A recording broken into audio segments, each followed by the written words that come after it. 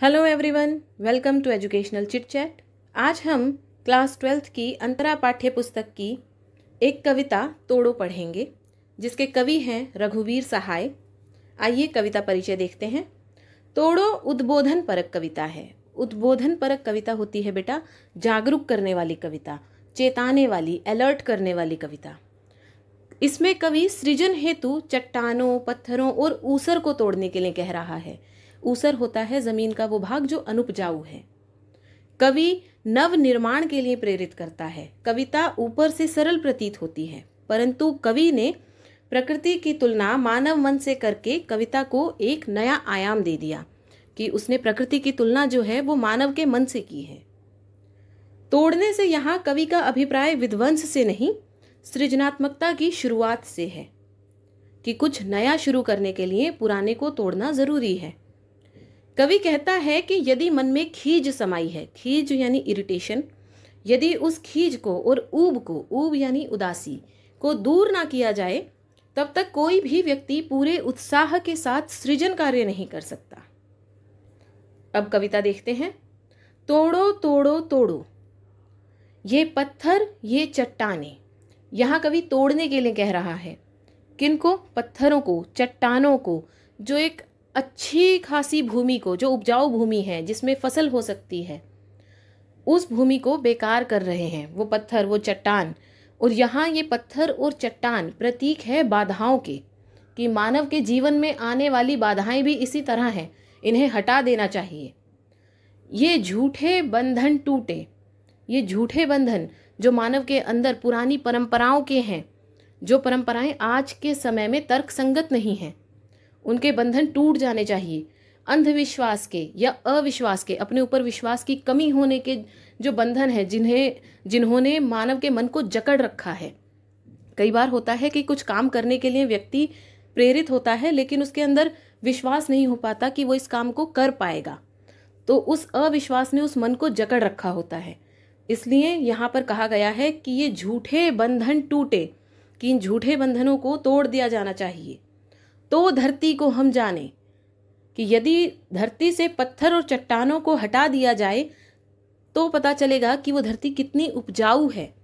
और यदि मन से उस अविश्वास को हटा दिया जाए, पुरानी सड़ी गली मान्यताओं को हटा दिया जाए, तो पता चलेगा कि मन और भी कितने अद्भुत कार्य कर सकता है।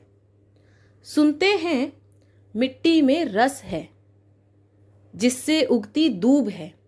सुनते हैं यानी कि अभी वो धरती उपजाऊ नहीं है, अभी उस धरती में दूब नहीं उग रही। दूब यानी कि घास।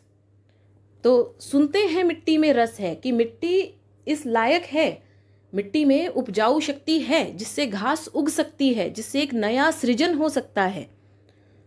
तो सुनते हैं मिट्टी में रस है, कि मिट्टी में वो रस है, वो उपजाऊ शक्ति है जिससे उगती दूब है, जिससे घास उगती है, अर्थात एक नई रचना संभव है, एक नया सृजन हो सकता है। अपने मन के मैदानों पर, और जो हमारे मन के मैदान हैं उन पर व्यापी कैसी ऊब है। व्यापी है मतलब फैली हुई है, कैसी ऊब, ऊब यानी उदासी, कि उस पर कैसी उदासी फैल गई है। आधे आधे गाने, कि उस पर उदासी फैल चुकी है, जिस उदासी से अविश्वास बढ़ता जा रहा है, अपने ऊपर विश्वास खत्म होता जा रहा है। और इस वजह से आधे आधे गाने, यानी जो मनुष्य करना चाहता है वो सब आधा अधूरा रह जाता है, वो पूरे उत्साह के साथ उस कार्य को नहीं कर पाता। आधे मन से करता है तो आधे मन से किया गया कोई भी काम कभी भी अच्छा परिणाम नहीं लाता, कभी भी सफल नहीं हो पाता। तो इसलिए मनुष्य का हर काम आधा अधूरा रह जाता है। अब इस पद्यांश का शिल्प सौंदर्य देख लेते हैं। खड़ी बोली कविता है, छंद मुक्त रचना है, उसके अलावा प्रतीकात्मक है। प्रतीकात्मक है कि धरती की तुलना मन से की गई है। तोड़ो तोड़ो तोड़ो में पुनरुक्ति प्रकाश अलंकार है, आधे आधे में पुनरुक्ति प्रकाश अलंकार है, और साथ में मन के मैदान में रूपक अलंकार है। भाषा सरल और सहज है। अब देखते हैं अगला पद्यांश। तोड़ो तोड़ो तोड़ो, यह ऊसर बंजर तोड़ो। तोड़ने को कह रहा है कवि, क्या?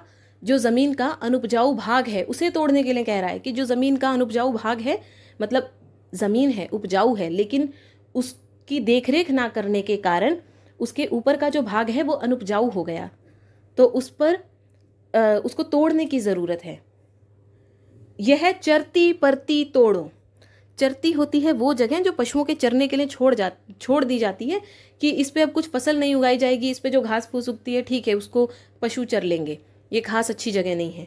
तो ये चरती परती तोड़ो कि उस चरती जगह की भी परतों को तोड़ दो, ऊपर की परतों को तोड़ो। सब खेत बनाकर छोड़ो कि जितनी भी जगह है सबको खेत बना डालो, मतलब हर जगह पर सृजन होना चाहिए, हर जगह उपजाऊ होनी चाहिए। मिट्टी में रस होगा ही जब वह पोसेगी बीज को, कि मिट्टी उपजाऊ होगी ही जब उसमें बीज डाला जाएगा, उसकी देखभाल की जाएगी, तो उसमें एक पौधा ज़रूर पनपेगा। और जब फसल उगने लगती है तो वो भी मिट्टी को पोषक तत्व देती है, जिससे मिट्टी और अधिक उपजाऊ बनती है। तो यहाँ कहा गया है कि मिट्टी में रस होगा ही जब वह पोसेगी बीज को, कि उसमें अगर उसकी देखभाल करेंगे, उसमें बीज डालेंगे तो ज़रूर उसमें रस होगा, उपजाऊ शक्ति बढ़ेगी। हम इसको क्या कर डालें, इस अपने मन की खीज को, कि अब हम इसको क्या कर डालें जो मन में खीज समा रखी है, मतलब कुछ भी उपाय निकालें और इसे जड़ से समाप्त कर दें। गोड़ो गोड़ो गोड़ो। गोड़ो यानी गुड़ाई करना। गुड़ाई होता है जब ज़मीन की ऊपर की खराब परत को तोड़ दिया जाए, तो उसमें बीज डालने से पहले उसकी नीचे की परत और ऊपर की परत को, कि ऊपर की मिट्टी नीचे गई, नीचे की मिट्टी को ऊपर लाया गया, तो इस तरह से उसकी गुड़ाई की जाती है। उसके बाद उसमें बीज डाले जाते हैं। तो यहाँ है गोड़ो गोड़ो गोड़ो, कि अब उस मिट्टी की गुड़ाई करो। अब जो मन को उसमें से नकारात्मक विचार हटा दिए, उसमें से अविश्वास हटा दिया, तो उसे गोड़ो, अब उसकी गुड़ाई करो, अब उसमें एक नई रचना के लिए जगह बनाओ। तो ये थी हमारा दूसरा पद काव्यांश था ये, और यहाँ पर हमारी कविता समाप्त होती है। साथ में अब इस दूसरे काव्यांश का शिल्प सौंदर्य देख लेते हैं। यहाँ पर भी तोड़ो तोड़ो तोड़ो में पुनरुक्ति प्रकाश अलंकार है। ऊसर बंजर और चरती परती दोनों का अंतिम वर्ण देखें तो यहाँ अनुप्रास अलंकार है। उसके बाद है गोड़ो गोड़ो गोड़ो। जो गोड़ो गोड़ो गोड़ो है उसमें भी पुनरुक्ति प्रकाश अलंकार है, जैसे तोड़ो तोड़ो में था। भाषा खड़ी बोली है, सरल सहज है, उसके अलावा प्रतीकात्मक है, क्रांतिकारी विचारों से भरी हुई है कविता, क्योंकि इसमें कुछ पुराने का विनाश करके नए के सृजन की बात की जा रही है। प्रेरित करने वाली कविता है। अब देखते हैं इसके कुछ प्रश्नोत्तर। पहला प्रश्न है, पत्थर और चट्टान शब्द किसके प्रतीक है? तो पत्थर और चट्टान शब्द बाधाओं के प्रतीक हैं, जो बाधाएं मानव को आगे बढ़ने से रोकती हैं। और पत्थर और चट्टान यहाँ पर धरती पर जो अनुपजाऊ बना रहे हैं धरती को, तो धरती पर पड़े हुए हैं, उन पत्थरों और चट्टानों की बात की जा रही है। प्रश्न 2 है, कवि को धरती और मन की भूमि में क्या क्या समानताएं दिखती हैं? तो कवि को धरती और मन में अनेक समानताएं दिखाई पड़ती हैं। जैसे धरती भी अनुपजाऊ हो सकती है यदि उस पर कुछ अवांछित पदार्थ हो, जैसे पत्थर और चट्टानें पड़ी हैं जो नहीं चाहता कोई कि उपजाऊ भूमि पर आए। और इसी तरह मन पे यदि अविश्वास की परत जम जाए, पुरानी कुरीतियों की परत जम जाए, तो मन भी अनुपजाऊ हो सकता है, नई रचना नहीं करता। अब है प्रश्न 3, कविता का आरंभ तोड़ो तोड़ो तोड़ो से हुआ है और अंत गोड़ो गोड़ो गोड़ो से। विचार कीजिए कि कवि ने ऐसा क्यों किया। यहाँ पर कवि प्रेरित कर रहा है कि पुराने का विनाश किया जाए, तब ही जाके किसी नए का सृजन होगा। जब पहले पुराने को तोड़ेंगे तब जाकर गुड़ाई होगी और फिर नई रचना वहां से आएगी, कोई नया सृजन होगा वहां पर। इसलिए कविता का आरंभ है तोड़ने से और अंत है गुड़ाई करने से। अब है प्रश्न 4, आधे आधे गाने के माध्यम से कवि क्या कहना चाहता है? आधे आधे गाने के माध्यम से कवि कहना चाहता है कि यदि मन पे कुरीतियों की, कुप्रथाओं की, सड़ी गली मान्यताओं की और अविश्वास की परत रहेगी तो हर कार्य आधा अधूरा ही रह जाएगा। अब प्रश्न 5 है, ये झूठे बंधन टूटे तो धरती को हम जाने। यहाँ पर झूठे बंधनों और धरती को जानने से क्या अभिप्राय है? झूठे बंधन जो पुरानी सोच के हैं, पुरानी मान्यताओं के हैं, अविश्वास के हैं। यदि वो मन से हट जाएंगे और धरती के ऊपर से जो पत्थरों ने उसे बांध रखा है, जो जकड़े हुए हैं चट्टानों में, यदि उसको हटा दिया जाए, उस बंधन से उस धरती को आज़ाद कर दिया जाए और मन को अविश्वास और कुप्रथाओं से आज़ाद कर दिया जाए, तो धरती को जान पाएंगे। तो जान पाएंगे कि वो धरती कितनी उपजाऊ है। तो मन को जान पाएंगे कि मन कितनी अद्भुत रचनाएं करने के काबिल है। अब है प्रश्न 6, भाव सौंदर्य स्पष्ट कीजिए। मिट्टी में रस होगा ही जब वह पोसेगी बीज को, हम इसको क्या कर डालें, इस अपने मन की खीज को गोड़ो गोड़ो गोड़ो। तो यहाँ पर है कि जब मिट्टी में रस होगा, उपजाऊ शक्ति होगी और वो बीज को पोसेगी तो और भी उपजाऊ बनेगी।